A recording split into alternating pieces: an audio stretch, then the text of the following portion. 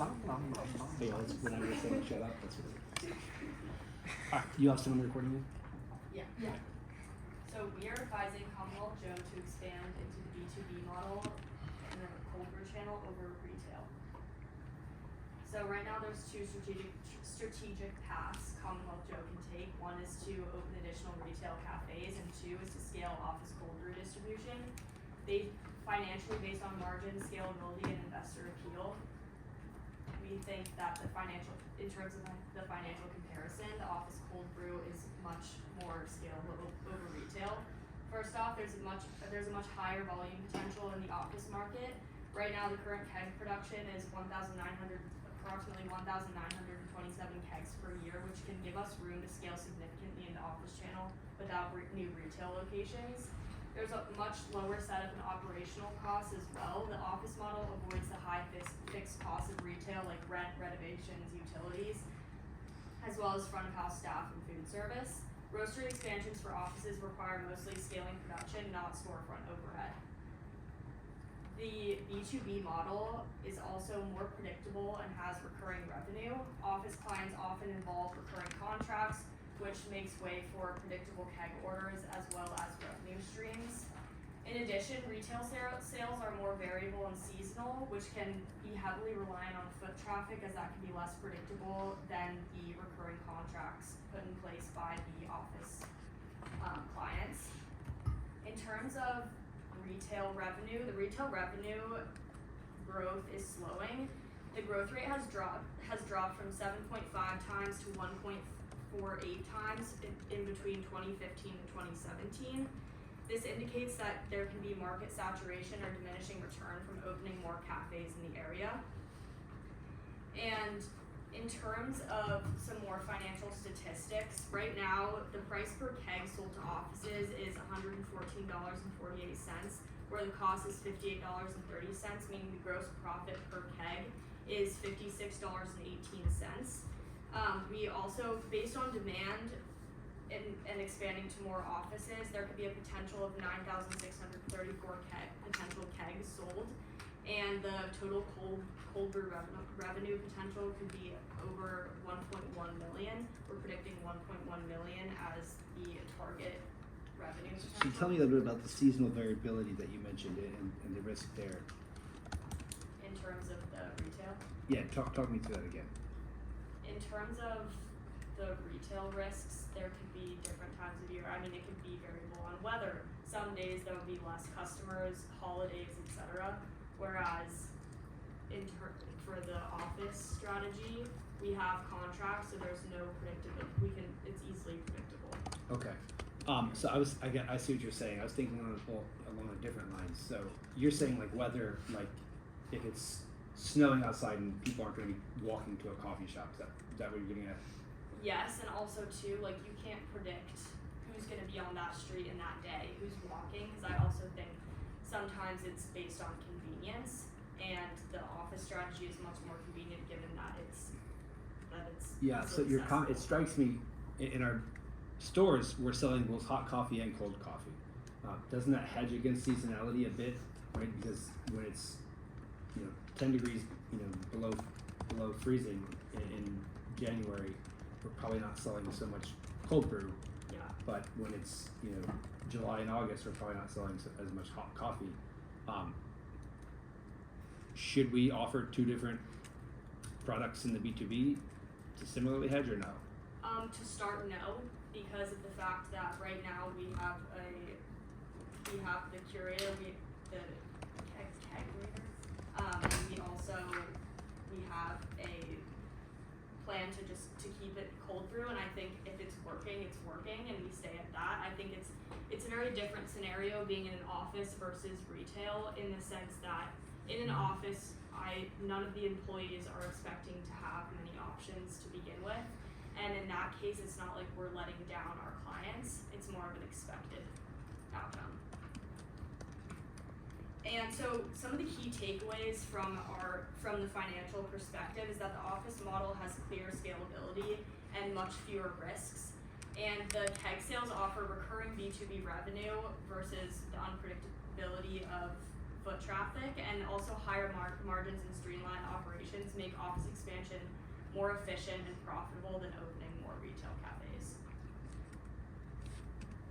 Okay, so now I'm gonna look into retail expansion, why it's high risk and lower return. So considering our expansion options, retail appears initially attractive, but entails higher risk with notably lower financial returns compared to office expansion. Retail's total upfront investment nears $3 million, while office requires just about $205K initially, enabling flexible future growth. There's also meaningful. How many stores would we be able to open for that $3 million though? How many stores would we be able to open with that $3 million?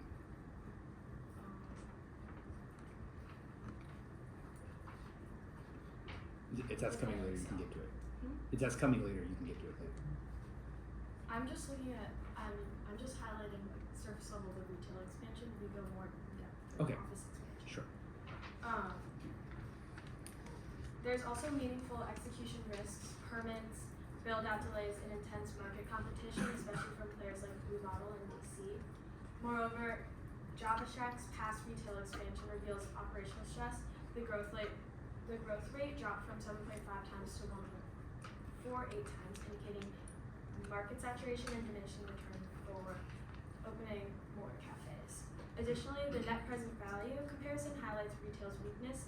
Retail net present value stands at $1.34 million versus office's $391K, a significant difference considering the vastly smaller initial capital requirement of office expansion.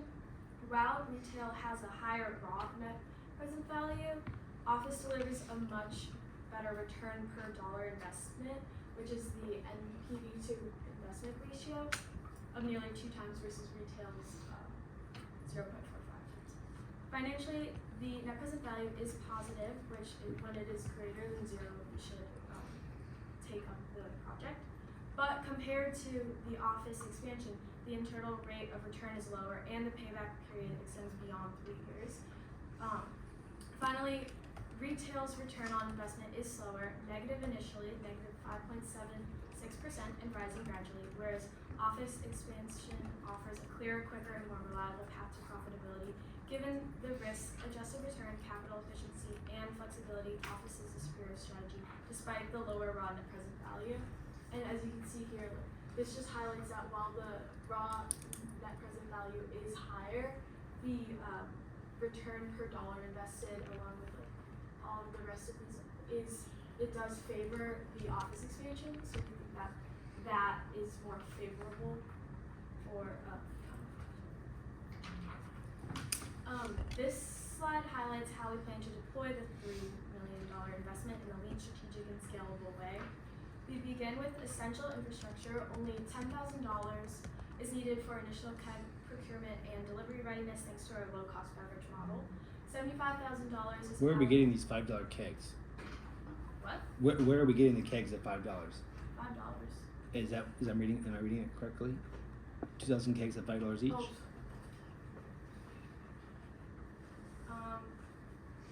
I'm not sure. $75 is allocated for a kegerator system, the cornerstone of our cold brew delivery model, and $120,000 will secure 4 trucks for distribution. Based on a typical Penske refrigerator box truck, we estimated a single truck would cost around $30,000, give or take. Additionally, we predicted that we would need about 4 trucks, which is generous. I think we could be even less, but we didn't want to underestimate our expenses. Will we need those all right at the beginning, or the 4 trucks? All 4 trucks. We were just like preparing for. We don't know, like we have a predicted amount, but we thought 4 to be safe. And is this purchasing or leasing or Renting? okay? Marketing efforts, particularly focus B2B outreach for large office clients, are budgeted at about $55,000 with the goal of obtaining 75 new accounts in year 1. Operating costs, including rent, payroll, merchant fees, and shipping, come in at $198,000, keeping our fixed cost base lean. This leads to our total amount invested using this model coming out to $468,000.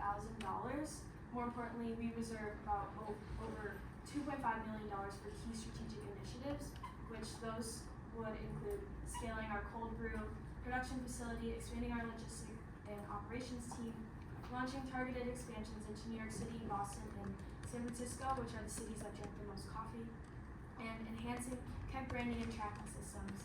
This capital efficient structure not only delivers positive net present value of $391K, but also creates the flexibility to grow and dominate the B2B cold brew market nationally. Okay, so focusing our investment on the office cold brew channel gives us a smarter, more scalable path forward. So first, margins in this channel are not only higher, but they scale well as we grow, making it a more profitable path long term. It's also far less capital intensive than retail. We can grow without the heavy cost of leases, build outs, or physical storefronts. And since we don't lease space or build out cafes, we can scale more efficiently and flexibly. And we also have a strong first mover advantage in B2B cold brew. So this market is still early and we have an opportunity to build brand dominance before it becomes a saturated space. Also from an investor's perspective, this creates a compelling story, recurring revenue, scalable unit economics, and a clear growth trajectory. It's a smart strategic use of capital and is exactly what investors are looking for. And then lastly, Since we have to actually sell this to our investors, if we go with it, what's the hook that we use? what do you mean? Like, I like those things you pointed out. How have you thought about like a hook to our pitch to the investors? Like this We're last gonna group go had more into that. that last sentence. After this, we're gonna go more into Okay. it. And then lastly, and most importantly, we're seeing higher retention rates. So we saw, like in the case that once we're in an office, we tend to stay, making this channel a dependable long-term growth engine.